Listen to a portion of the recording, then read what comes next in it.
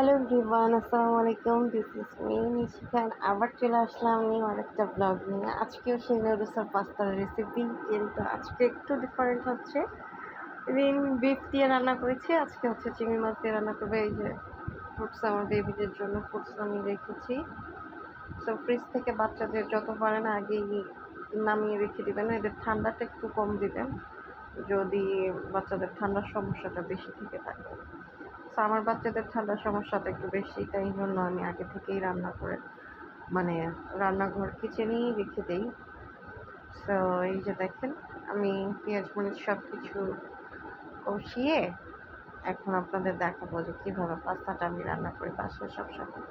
আমার স্পাইসি পাস্তাটা খেতেও খুবই ভালো লাগে, যেহেতু স্পাইসি লাভার।